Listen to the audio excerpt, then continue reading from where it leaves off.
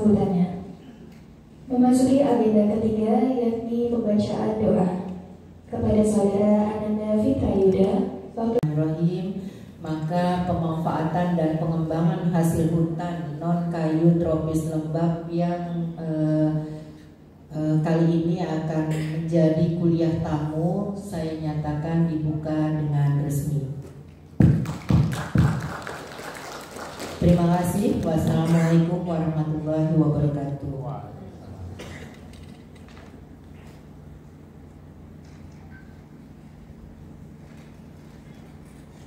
Doa bagi yang beragama Islam dan bagi yang beragama lain dimohon untuk menyesuaikan menurut agamanya masing-masing. A'udzubillahi minasyaitonir rajim. Bismillahirrahmanirrahim. Alhamdulillahirabbil alamin. Hamdan yu'afi ni'amahu wa yukafi mazidan. Ya Rabbana lakal hamdu kama yanbaghi li jalali wajhikal karim wa saya 1 2002. Assalamualaikum warahmatullahi wabarakatuh. Selamat pagi, salam sejahtera kita semua. Saya mohon maaf Bapak Ibu, saya berdiri ya, saya nggak biasa nah ya, yang saya hormati rekan Fakultas Sains, MIPA Universitas Warman.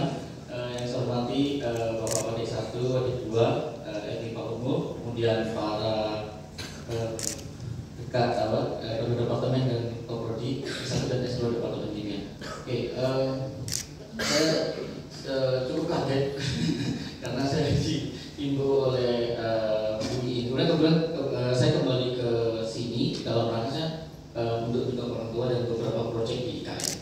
Jadi saya mendapatkan beberapa proyek dengan dinas lingkungan di Balikpapan terhadap perkembangan konservasi. Jadi nanti saya dengan PCM tradisional Chinese medicine yang sudah sampai terus Ayurveda, Ayurveda India. Jadi kalau Anda mengambil penelitian dengan buku itu ke Ayurveda, Anda bisa tahu bahwa tanaman ini berpotensi untuk A, B, dan C. Saya di Indonesia belum dikembangkan seperti itu. Jadi buku-buku kuno resep-resep kuno itu tidak dikumpulkan menjadi satu buku yang terpadu, tapi masih terpisah-pisah seperti itu. Nah, saya menggunakan itu untuk pencarian obat selain dengan kemotaksonomi. Next. Oke. Tadi saya bicara adalah hasil hutan. Kalau kita bicara hasil hutan, mungkin kita coba berpikir di Kalimantan Timur adalah kayu, logging. Yang dia logging besar bisa diambil dari itu. Padahal tidak. Ternyata menurut C4, dan kebetulan saya juga sedikit banyak tergabung di dalam C4 terkait beberapa penelitian, subscribe penelitian seperti itu. Ya. Jadi kalau misalkan kita mau tahu perkembangan hari ini terhadap penelitian di Kalimantan Timur, Anda bisa search di sini ada subscribe dan gratis. Vivo. Karena kalau kita mengandalkan kemotaksonomi, maka Cina duluan yang akan mempunyai informasi itu. Kalau kita search di Scopus, penelitian hari ini kayak hukum itu sudah 29.000 paper. Tapi sampai hari ini orang Cina masih bisa publikasi indeks Scopus untuk kurkumi. Padahal kurkumi itu kan yang biasa kita makan. Jadi saya berpikir orang Cina ini kreatif banget. Jadi satu senyawa itu bisa panjang perjalanan seperti itu. Nah, kita yang punya source seperti ini, saya contoh kemarin saya baru masuk di Samboja, saya menemukan ada mushroom, kemudian ada resin, dan ada tumbuhan obat pastinya. Kan gitu. Tapi kalau kita berpikir selama ini kan timber forest product NFS-nya ini hanya logging, jadi kayu, jadi bambu, jadi apa. Tapi kita bicara non timber ternyata banyak, ada madu. Sekarang kan lagi rame tuh. Saya di Malang lagi gandrungin itu, pelut. Hampir semua penelitian terhadap pelut. Tapi kita nggak pernah berpikir bagaimana kalau kita masuk hutan ketemu madu hutan. What next? Kan gitu. What next? Kan gitu. Nah kalau madu hutan, saya punya penelitian satu buat publish juga. Itu ketika kita meneliti madu, kita sudah tidak lagi bisa meneliti tumbuhan obatnya. Kenapa? Karena si lebahnya itu membawa nektar yang menyangkut senyawa dari bahan alam tersebut ke dalam sarang ini. Seperti itu. Kan di madu ada propolis, ada madu, ada royal jelly gitu ya. Nah, kemudian saya fokus di propolis seperti itu. Sama seperti resin. Kalau misalkan rekan-rekan mahasiswa melihat ada kayu keluar resin seperti ini, Jangan pikir ini tidak bermanfaat. Ya, kebetulan 4 bulan yang lalu saya baru pulang dari Guangzhou. Jadi di Cina ketika keluar kayu seperti ini, dia sudah pikir kayu ini kalau ditebang kemudian tidak dihinggapi pembusukan kayu, artinya senyawa ini ada senyawa antibakteri yang kuat. Kan saat ini kalau kita lihat pohon ditebang, dibiarkan dia busuk ya. Tapi kalau kalian melihat seperti ini, rekan-rekan seperti ini berarti biodiversitasnya senyawa di sini kompleks. Jadi menggunakan seperti itu. Jadi menelaah, melihat segala sesuatu seperti itu. Ada juga metode yang lain seperti kemotaksonomi. Kalau kemotaksonomi berarti kita ngikutin. Dan kita nggak punya first idea. Yang penting dari dalam bisa adalah first idea. Who is the first? Dia akan diingat. Selesai. Kasih. Seperti itu. Next. Nah, kalau kita bicara hasil tanam kayu, ya kita bicara hasil tanam kayu, maka yang kita pikirkan bagaimana dia menjadi additional food, ya, obat alternatif atau dari suplemen, kosmetik dan natural antioksidan dan lain fungsinya. Jadi di riset grup kami itu berpikir bagaimana mengolah ini semua, baik itu ekstrak, fraksi aktif dan senyawa tunggal. Kami tidak meninggalkan ekstrak. Dalam riset penelitian saya tidak meninggalkan ekstrak untuk tidak dipublish. Jadi kalau misalkan punya ekstrak, bagus saja. Punya fraksi lagi, bagus saja. Senyawa juga bagus. Jadi keuntungan itu 3. Misalkan ekstraknya di Q3, kemudian fraksi aktifnya di Q2, ya terus senyawa tunggalnya di Q1 atau T1. Jadi mungkin ada tingkatan Pak. Sekarang ada tingkatan Q1, terus di atas Q1 ada T1. Jadi kalau kita buka SCR, T1 itu 1 sampai 10. Itu yang 10% dari ranking per subjek seperti itu. Kecuali except multidisciplinary. Kalau multidisciplinary kami di Universitas Erlangga ada except. Jadi tidak terlalu dilihat, tapi oke lah, tidak ada masalah. Tapi kalau yang kimia banget itu sangat menarik. 1 sampai 10 misalkan RSC Advance atau ACS Omega seperti itu. Nah jadi balik lagi, jadi kalau kita rekan-rekan mahasiswa mau penelitian, sebenarnya di Kalimantan Timur ini prospeknya gede banget. Makanya saya sering pulang itu karena itu. Karena saya kan di Samboja, terus di Mangkurawang. Sekarang saya lagi survei di Lombakun ya, Lombakun. Di situ ada tanaman yang menurut saya ada kandungannya yang mirip dengan psikotropika. Sedang saya teliti dan saya isolasi. Ada satu senyawa, ada tanaman di sana yang kalau kita lihat strukturnya, secara struktur itu mirip dengan psikotropika, golongan dari ganja. Saya yakin di sini kalau saya sebut pasti ada kraton.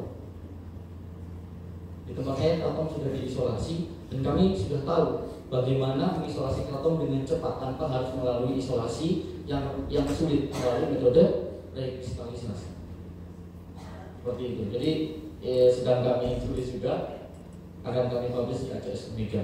Seperti itu. Nah makanya saya menginfluence rekan-rekan mahasiswa bahwa potensi di Kalimantan Timur itu di luar Kalimantan Timur atau di luar Kalimantan itu tidak kayak begini besar. Apalagi ingat kata-kata lembab tropis.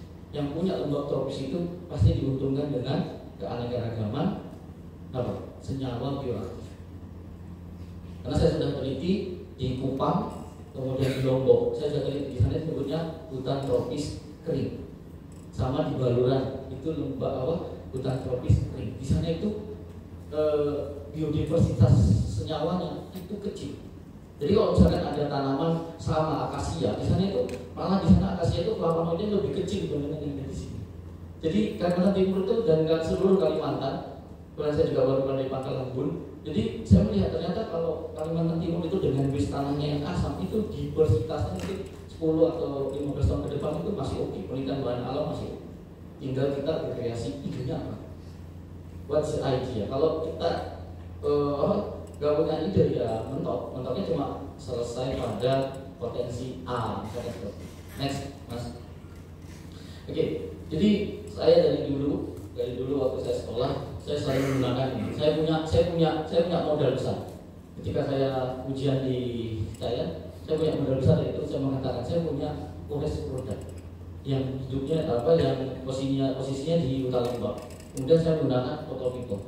Nah kita kan tanya ya, misalkan kalau Kalimantan ada budaya, ada banjar, ada pasir, ada tidur kan itu, ada hutan. Tanya apa mereka gunakan. Berarti saya punya medicinal plant. Kemudian saya melakukan screening baik in vitro atau in vivo. Kemudian saya bisa hasil target bioaktif apa yang nanti berpotensi. Contoh misalkan dari ekstrak kasar, oh ini antioksidan, lanjutkan ke fraksi, tetap antioksidan. Maksudnya fraksinya masih bagus antioksidan. Kemudian kalian isolasi, kalian TLC, di situ ada 2 spot. Ketika spot itu dipisahkan, kira-kira masih punya 2 potensi. Kalau dua-duanya berpotensi, berarti yang bertanggung jawab untuk antioksidan dari fraksi subfraksi aktifnya 2 senyawa. Kami biasanya disebut dengan biopsy guide isolation. Jadi diisolasi berdasarkan hasil biopsy. Itu cukup menarik juga, cukup menarik. Next. Oke, beberapa strategi yang saya lakukan yaitu termasuk ethnopharmacology information. Jadi kalau misalnya kita dapat seperti ini, saya biasanya langsung short communication. Saya cepat-cepatan supaya tidak, misalkan ada tanaman, saya cari di Scopus dia tidak ada, cari sinonimnya. Ingat, ketika kita dapat tanaman yang baru, kalian harus aware namanya sinonim. Karena sekarang menurut aturan taksonomi tumbuhan, karena ada DNA barcoding, jadi ada beberapa tanaman yang akan disinonimkan. Jangan kaget suatu saat nanti tanaman yang kita teliti ternyata setelah 10 tahun masuk dengan barcoding dia masuk ke famili yang berbeda. Itu sudah saya confirm di LIPI, termasuk di Kebun Raya Purwodadi di Jawa Timur dan Kebun Raya Cibodas. Jadi ketika sekarang kalau dulu kan cuma taksonomi dilihat bentuk luarnya, sekarang sudah ada nama coding dan filogenetik. Nah seperti itu. Jadi kalau misalkan saya dapat tumbuhan baru, artinya tumbuhan yang nggak pernah dipublish di Scopus dari segi kimia atau potensinya, saya langsung lanjutkan ke biopsi. As soon as possible saya harus tulis. Artinya apa? Ketika orang mensitasi, saya orang pertama yang disitasi. Itu meningkatkan sitasi juga. Nah, mungkin itu rekan-rekan mahasiswa belum, tapi nanti akan tahu itu bagaimana namanya artinya. Tapi dari sini metode ini rekan-rekan mahasiswa bisa tahu bahwa dengan etnofarmakologi sendiri sudah bisa dipublikasi seperti itu. Kemudian ada kemotaksonomi.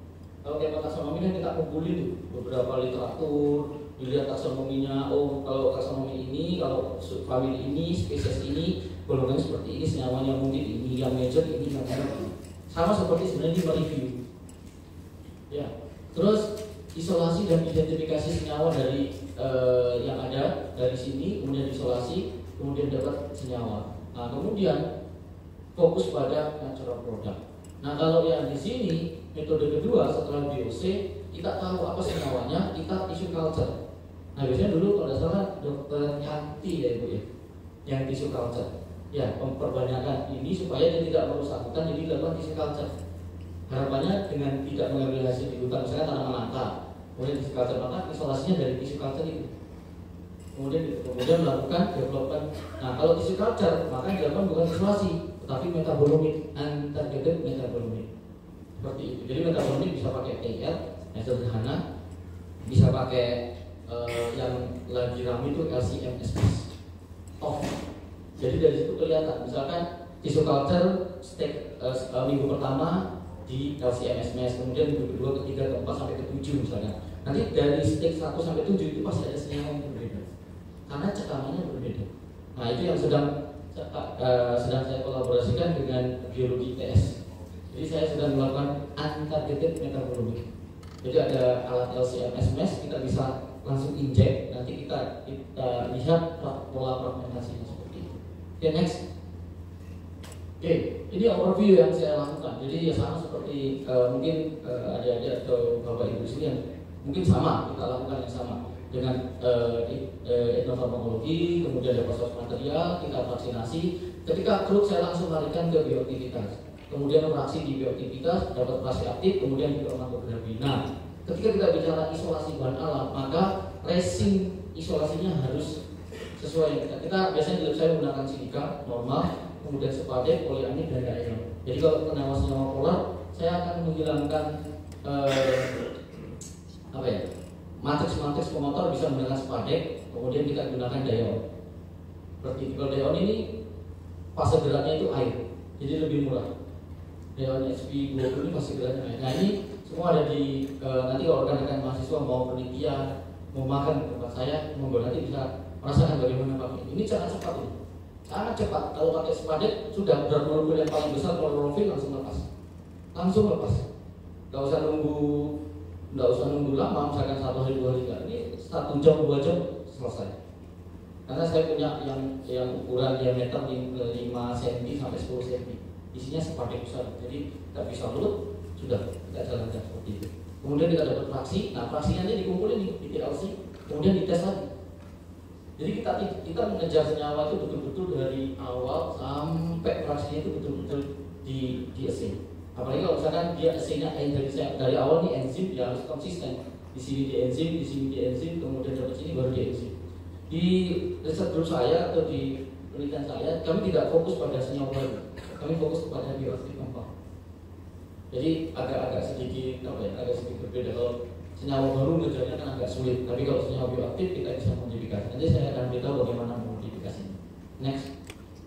Oke, ini yang saya lakukan di Metabolis Product di Kalimantan Timur. Jadi ketika grup ini saya bisa mengerjakan ini semua, kemudian tandem semua. Jadi kalau misalkan satu skripsi aja insya Allah cukup dengan fruit extract ini, dengan assay segini banyak sama ini. Ini baru in vitro-nya. Kemudian kita vaksinasi, masih aktif, terus dari sini sebelumnya dilanjutkan seperti ini. Kemudian baru di kromatografi. Jadi tidak fraksi yang kita tidak tahu aktif apa tidak di kromatografi tidak. Jadi hanya fraksi aktif yang akan di kromatografi. Dengan metode itu kemudian SPLC, TLC, NMR, dan mass IR, kemudian dapat new atau tidak new diuji lagi. Seperti itu. Jadi jalan eksplorasi yang saya lakukan di tumbuhan Kalimantan Timur seperti ini. Untuk yang dari tahun 2019 ada. Kemudian hari ini karena kami punya di CMS, kami melakukan derivatisasi dengan menurunkan berat molekul, kami derivatisasi. Kemudian kami injek, kita lihat pola fragmentasinya. Dari situ kita bisa tahu bahwa senyawa ini memang selalu ada, baik dari berat molekul, terus sama titik didih yang kita turunkan. Seperti itu. Jadi tidak hanya misalkan isolasi semua. Memang kadang-kadang isolasi itu lelah ya, karena tiba-tiba nggak dapat atau jumlahnya kecil. Nah itu sangat kecewa. Kok sudah banyak, tapi benar-benar kecil, dapatnya miligram. Itu melelahkan. Nah, kami biasanya untuk menyesuaikan generasi Z yang suka praktis, kami itu biasanya mengembangkan itu ekstrak di sini yang sudah aktif, kami derivatisasi. Kami melakukan 4 derivatisasi baru kita lihat non-polar, semi-polar, polar. Jadi kami punya reagent itu untuk menurunkan ini baru kita lihat. Dan nanti kita bisa tarik, jadi bisa melakukan semi antibiotic metabolisme seperti itu. Yang sederhana, kalau yang advance kan pakai LC-MS off seperti itu. Next. Ya, ini beberapa yang sudah saya screening di sekitar sini. Ini beberapa tanaman yang sudah saya screening di sekitar sini, di sekitar Samarinda, Samboja, sama di Sangkima. Jadi ada beberapa tanaman yang memang potensi antioksidannya tinggi. Misalnya, ini potensi diabetesnya tinggi. Jadi kami di lab mengembangkan enzimatis. Di sini ada alpha glucosides yeast sebagai screening, kemudian ada alpha amilase, kemudian ada red intestinal. Jadi menggunakan usus tikus. Karena kemiripan usus tikus dengan usus manusia itu 92, dan mohon maaf usus babi lah yang paling dekat 98%. Jadi kalau saya belum mengembangkan yang usus babi, pocin karena harga enzimnya 23 juta. Itu saya agak mikir karena mahal sekali gitu. Kalau yang red ini lumayan lah, masih medium, jadi saya bisa. Nah dari situ kita bisa proses itu. Ketika yeast aktif, ketika nanti dikasih usus tikus dia nggak aktif, berarti ini nggak berpotensi. Tapi mungkin berpotensi dari jalur antidiabetes yang lain. Contoh, diabetes itu banyak. Ada yang menggunakan DPP4 inhibitor, ada yang menggunakan kalau yang biologi pakai in vivo seperti itu. Ya, pakai in vivo. Kalau in vivo apa artinya? Kalau in vivo berarti kan pakai tikus seperti di biologi. Nah, saya nggak mengerjakan itu karena biar ekspertisnya di biologi yang mengerjakan itu. Jadi saya hanya in vitro, tapi pendekatannya menggunakan enzim seperti itu. Jadi tanaman ini itu sudah saya cross check, dan ini menjadi salah satu database di lab kami. Jadi kami punya buku seperti database beberapa tanaman dari utara sampai selatan Kalimantan Timur saya sudah punya. Dan dari kami kalau misalkan mau penelitian tinggal ngambil aja tanaman ini koordinatnya di sini, tempatnya di sini. Sudah saya akan ke sana ngambil, bersama mahasiswa penelitian saya, sudah, tapi itu saya bawa ke Surabaya. Jadi beberapa sudah saya screening dari utara sampai selatan. Yang belum itu arah masuk ke Kutai Barat yang agak belum. Karena saya belum ada waktu untuk ke seperti Tering, Ratah Timber, Ratah yang di daerah Ratah yang paling dulu seperti itu. Next mas. Oke, ini adalah radikal. Jadi uji radikal kami juga sudah mengidentifikasi, ya sudah mengidentifikasi beberapa tanaman yang bagus, ya seperti Garcinia, sudah pasti Garcinia karena di sana banyak flavonoid. Kemudian Caryoptaga seperti golongan mangrove. Seperti kalau teman-teman yang ada tinggal di Muara Badak atau pesisir, kalau di sana ada banyak jenis mangrove, itu bisa jadinya mas, bisa jadi database.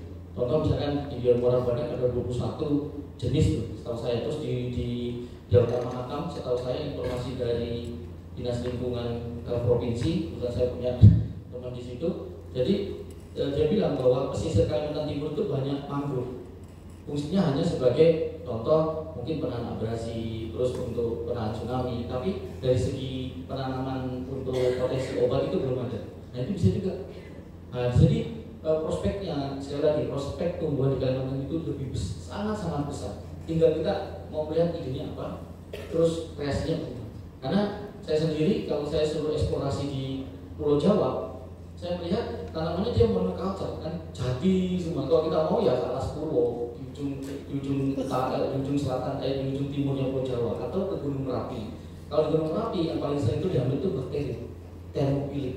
Jadi kebetulan teman di proteomik itu mengisolasi bakteri thermophilic yang bisa tahan di suhu 300 derajat dan dia hidup.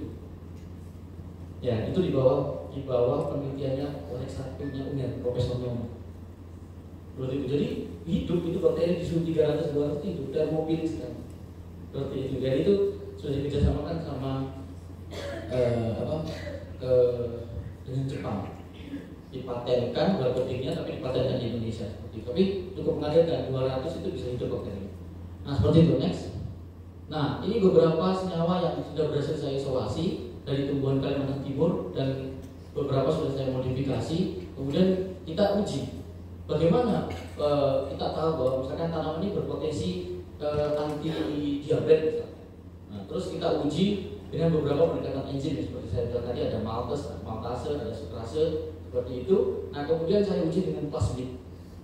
Biasanya kalau di orang diabetes kalau sudah jauh kan berarti ada luka. Nah lukanya itu biasanya kan DNA-nya putih semua. Nah saya mau coba menggunakan plasmid ini, kira-kira senyawa yang saya isolasi dari tumbuhan Kalimantan Timur ini bisa nggak? Ternyata dia masih oke. Even ada beberapa yang putus, artinya pita di sini hilang kan? Tapi kalau misalkan tidak tetap ada, berarti dia mungkin dari terpilih jadi lingkaran seperti itu. Jadi dari super coil. Nah ini terus dikembangkan. Nah Juni nanti saya akan balik ke Chulalongkorn University dan Mahidol akan mengerjakan ini. Jadi saya akan swab luka orang diabetes, kemudian saya lakukan isolasi ini. Karena senyawa ini biomasanya tinggi di Kalimantan Timur. Saya bisa masuk isolasi dari 1 kilo bisa dapat gram scale. Gitu, biomasa. Jadi kalau kita bicara produk, kita harus bicara biomasa, jangan tanaman langka, karena nggak boleh. Kan gitu ya. Nah, ini sudah tahu kita seperti ini, maka kita lakukan kinetika. Ketika kinetika saya baru tahu bahwa senyawa ini itu punya penghambatan enzim diabetes itu mix. Artinya dia bisa seperti akarbos sebagai obat diabetes, dia juga bisa sebagai anticompetitif, artinya bisa dipadukan dengan obat. Jadi misalkan minum obat akarbos sekian, terapi dengan senyawa ini seperti itu. Karena mekanistiknya seperti itu. Saya hanya mengkonfirmasi. Jadi ini semua sudah selesai. Saya hanya mengkonfirmasi di Rumah Sakit Chulalongkorn University sama Mahidol. Hanya mengkonfirmasi ini benar apa enggak. Kalau ini benar, ya artinya bisa dikembangkan di Indonesia sebagai topikal. Artinya salep ketika orang luka diabetes bisa dijadikan salep karena dia bisa menurunkan nitric oxide yang merupakan resource dari inflamasi. Nah seperti itu. Siapa luka diabetes kan berarti kanan kirinya merah. Karena dia ada fungsi inflamasi seperti itu. Mungkin dia menghasilkan COX-1 atau COX-2 enzim yang menyebabkan inflamasi seperti itu. Next. Nah, lagi dan lagi saya lebih bergelut itu setelah dapat acidity saya modifikasi. Nah, saya mau melihat senyawa ini kan ada aromatiknya, ada ketonnya, ada arilnya, terus ada aromatik lagi. Kita lihat kalau kita dia modifikasi bagaimana. Ternyata parentsnya itu lebih baik. parentsnya itu lebih baik, lebih aktif dibandingkan ketika dimodifikasi. Seperti ya, ini akar bos. Senyawa parentsnya itu lebih aktif dibandingkan dengan akar bos. Artinya senyawa ini lebih berpotensi. Mungkin diduga karena ada kemungkinan besar dari sini. Kita tahu kalau suatu senyawa punya posisi meta seperti ini kurang aktif, tapi ketika dia punya ikatan hidrogen seperti ini, kalau dianalisa bioinformatik dia lebih mudah insert ke binding ke asam amino, residu asam amino. Maka kita tahu enzim kan termasuk protein ya. Iya, seperti itu. Jadi setelah saya ukur pakai electrode, ya akhirnya dia adalah kita bisa tahu dia mix. Nah dari sini kita tahu bahwa senyawa ini match dengan hasil kinetiknya, match juga dengan hasil biokesennya, match juga dengan bioinformatiknya. Nah itu yang penting ketika kita menjustifikasi, senyawa saya begini, apa justifikasinya? Berapa justifikasi metode yang kita gunakan? Kalau cuma satu kita nggak bisa justifikasi, prematur sekali ya. Kalau misalnya sampai 5, 6, 7, 8 metode untuk menjustifikasi itu lebih baik. Next. Nah ini ada beberapa senyawa juga. Saya dari monomer saya dapat dimer, kemudian saya dapat glikosida. Senyawa ini umum inosembrin, tapi ketika ada glukopiranose ada gula, tapi posisinya bukan COC tapi CC bond, C sama C. Ini sangat menarik karena apa? Kalau COC dia glikosida bisa diputus kan, hidrolisis, tapi ini nggak akan bisa. Nah kebaruan dari senyawa saya ialah ini. Jadi 3 senyawa ini senyawa baru. Karena saya dapat sekunderi alkohol pada posisi ini. Yang lama tadi tidak ada di sini, tapi ketika saya melakukan isolasi lebih dalam, saya dapat sekunderi alkohol. Nah ini mempengaruhi hasilnya. Artinya apa? Penambahan satu kubus hidroksi pada suatu sistem senyawa metabolis sekunder itu akan mempengaruhi dari bioaktivitasnya. Jadi kalau Anda mendapatkan senyawa yang penuh dengan hidroksi berbakaran, contoh kayak tanin, contoh kayak polifenol, atau yang kalian kita minum semua itu epigallocatechin yang teh. Nah seperti itu. Ya, jadi semua senyawa ini saya isolasi dari tumbuhan di Kalimantan Timur. Sangat menarik ya. Alumni kimia di maksudnya rekan-rekan kimia sini penelitiannya dengan tanaman Kalimantan Timur, kemudian hasilnya untuk disemuai Kalimantan Timur. Ya udah, artinya kan kita berkontribusi dalam pencarian bahan baku obat yang biomasanya besar untuk perkembangan bahan baku obat yang ada di Kalimantan Timur. Ya, jadi semua tanaman yang saya presentasikan hari ini itu dari hasil survei saya dan sampling dari berbagai macam jenis tumbuhan dan screening sebelumnya. Jadi sebelumnya memang berpayah-payah lah ya, berpayah-payah dari screening dulu, masuk hutan dan apa segala itu baru kita bisa. Jadi kayak kerucut gitu. Jadi kayak trompet ke bawah kerucut. Itu seperti itu langkah-langkah. Next. Nah, sama. Ini saya isolasi dari mangrove. Saya dapat mangrove ini di Muara Badak. Ternyata ya dapat senyawa yang umum lah, lupiol, betulinnya. Kemudian saya uji dengan akarbo, saya bandingkan. Ternyata apa? 3 senyawa ini masih oke. Dengan akarbo masih oke. Artinya walaupun mangrove kelihatannya kayak cuma terpenoid, nggak menarik gitu. Tapi ternyata ketika diuji senyawa tunggal, dia oke. Ini sangat mudah, isolasinya lupiol sangat mudah sekali. Dengan menggunakan sepadet kalian sudah dapat kristal putih, sudah 3 ini, mudah sekali. Jadi hal seperti ini saya menginginkan teman-teman yang masuk bahwa tumbuhannya di Kalimantan Timur, baik pesisir tengah dalam itu potensinya gede banget. Karena saya bilang tadi tempat tumbuhnya di Kalimantan Timur itu lembab. Itu yang membuat saya tertarik sampai hari ini terus mengeksplorasi tumbuhan Kalimantan Timur dan Kalimantan Tengah dan Kalimantan Barat. Ini sedang ada tugas saya mengeksplorasi dari tumbuhan Kalimantan Timur, Tengah sama Barat. Jadi saya baru keluar dari Pangkalan juga begitu. Kan mereka rawa. Jadi dari tanaman rawa itu ternyata lebih aktif. Karena setelah saya cek airnya itu pH-nya sekitar 3, 4 gitu. pH yang ekstrim itu menarik. Sama kalau misalkan mungkin ada ide penelitian, saya coba share kalau misalkan ada tanaman di lepake, bunga lepake, kalau bisa diambil yang sisi sebelah sananya itu menarik karena tanahnya itu gambut sekali kemarin tuh. Dan saya sambil pulang biasanya memang agak ambil sampel sekitar situ. Jadi ada pulau yang di tengah itu tuh, saya naik perahu, saya ambil sedikit aja Bu. Ada pohon saya belum tahu namanya, saya iseng-iseng. Saya pakai kit saya itu hasil biokimia itu hampir semua positif. Ada di tengah-tengah bendungan Lempake. Jadi naik perahu dulu terus ada pulau kecil gitu. Nah saya ini tanaman apa, tapi saya belum identifikasi karena saya belum tertarik gitu. Tapi yang sebelah baratnya dekat Muang itu saya sangat tertarik karena ketika saya bawa kecil, saya uji ke anti diabetes itu konsentrasi 0,1 ppm itu 97%. Pengambatannya sampai itu. Jadi saya suka kalau datang melihat saya ambil dikit sampai ambil dikit. Oke, next. Jadi sambil jalan sambil ngumpulin database. Oke, next. Oke. Jadi sebenarnya seperti ini. Jadi ketika kita melakukan pencarian itu saya masih di fase ini. Saya masih di fase ini. Saya belum sampai ke development belum. Karena untuk preklinikal saya sudah gitu ya. Karena preklinikal di Indonesia ini izin info Ibu, jadi Bapak Ibu, kemarin kebetulan saya ikut di COVID, jadi di Universitas Airlangga itu ada Biner 3 yang pernah mungkin Ibu pernah dengar sama vaksin merah putih. Kemudian saya masuk dari timnya dari Propioman. Jadi ada senyawa di hasil sintesis namanya Biner 3. Itu uji tantangnya saja hampir 1 M. Itu saya kalau melihat di Indonesia itu kayak gitu. Dan sini, jadi di sini. Jadi kami dapat senyawa hasil molekular dynamic simulasinya sudah oke terhadap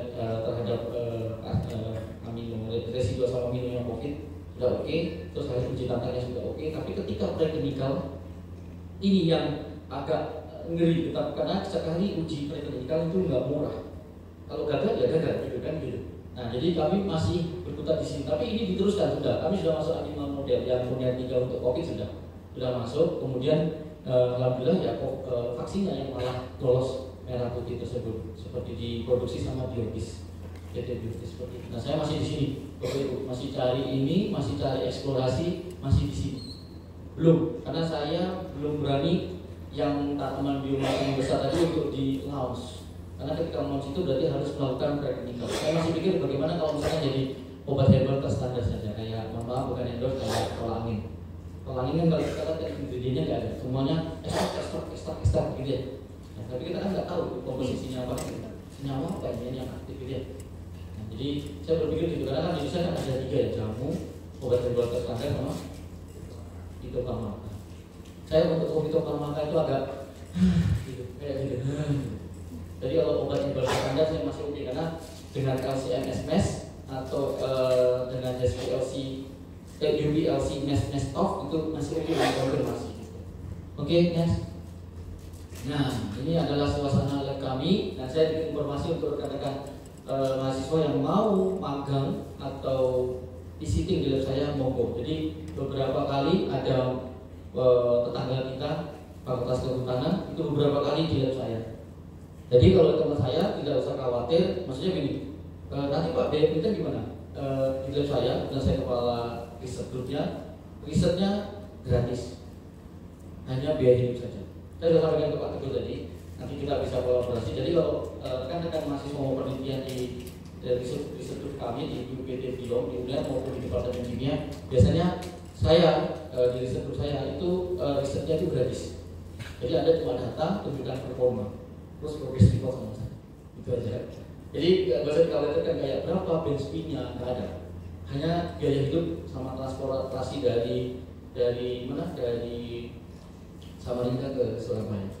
Itu aja. Kalau yang lain, next. Ya, jadi saya jadi ada beberapa magang dengan ilmu biologi ITB. Jadi ITB juga tempat kami untuk magang dari S1 biologinya itu ada beberapa yang magang di tempat saya selama 3 bulan.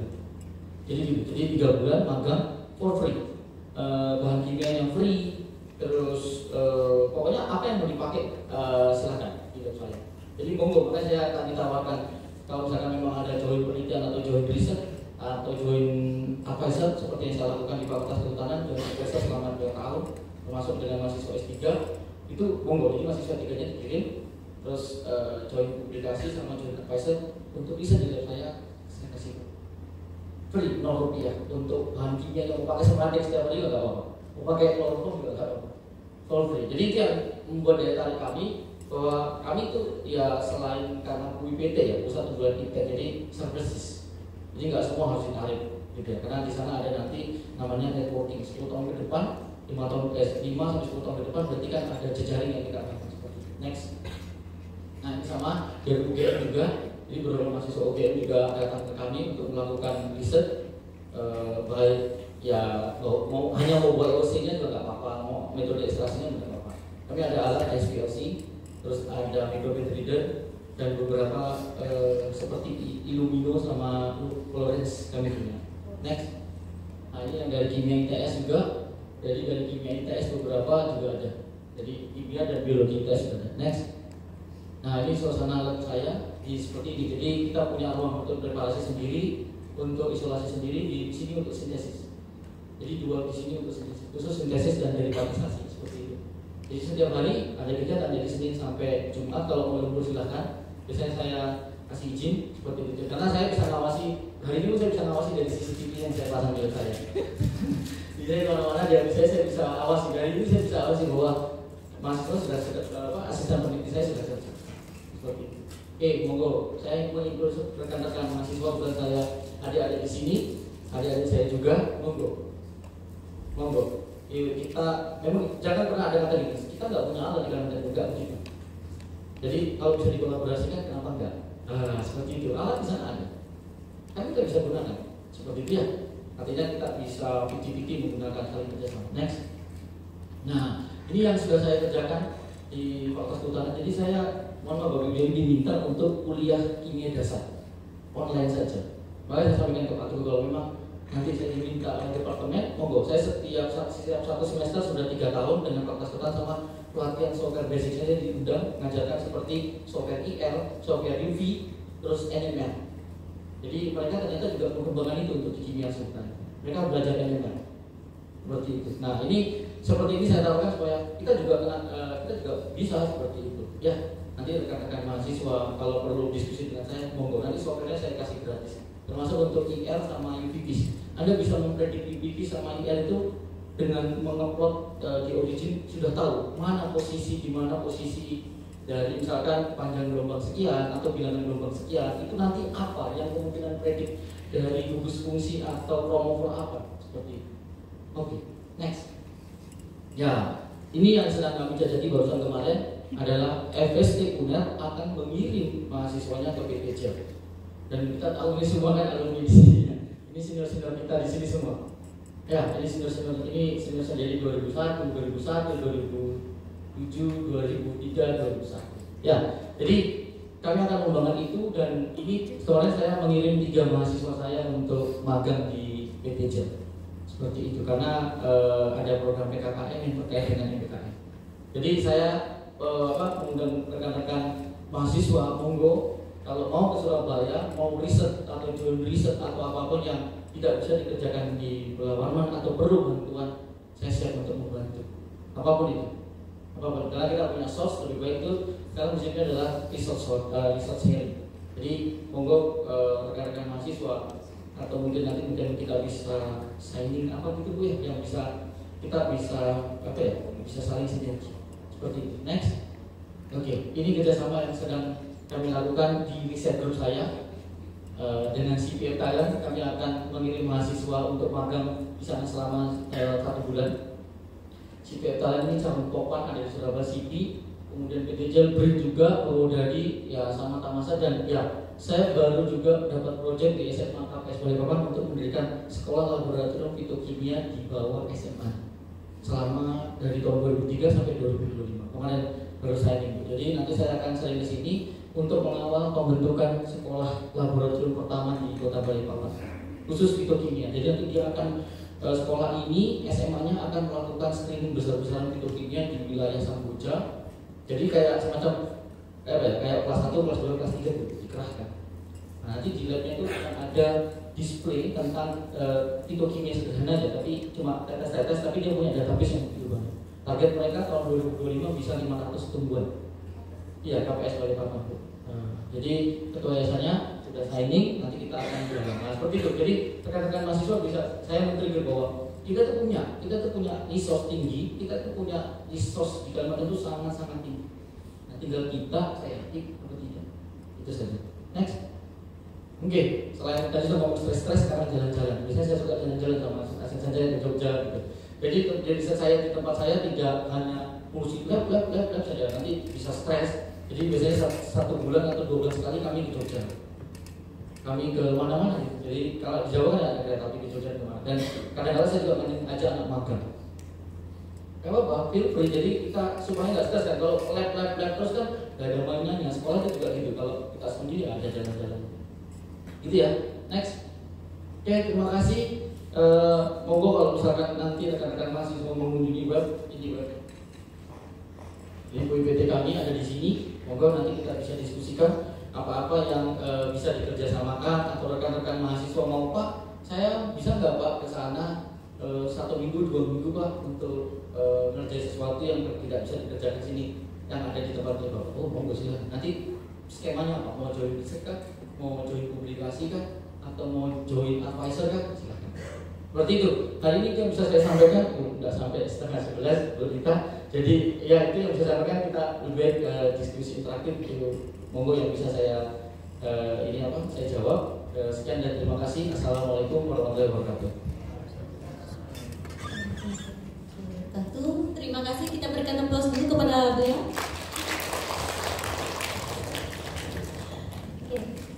Dan selanjutnya adalah sesi pertanyaan.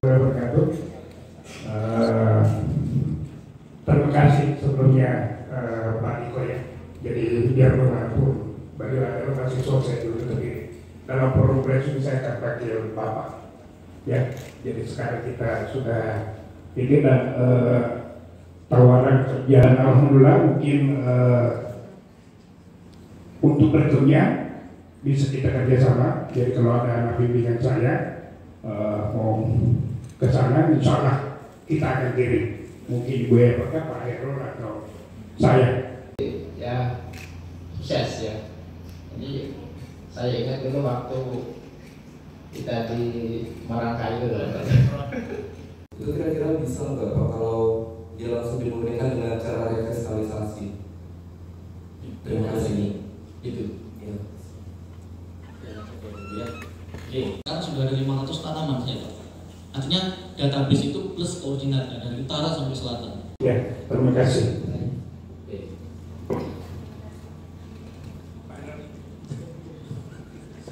Kalau saya melihat ini sangat lengkap. Sampai bioassay pun lengkap ya, boleh dikata luar biasa. Jadi mungkin itu saja sambil mereka berpikir.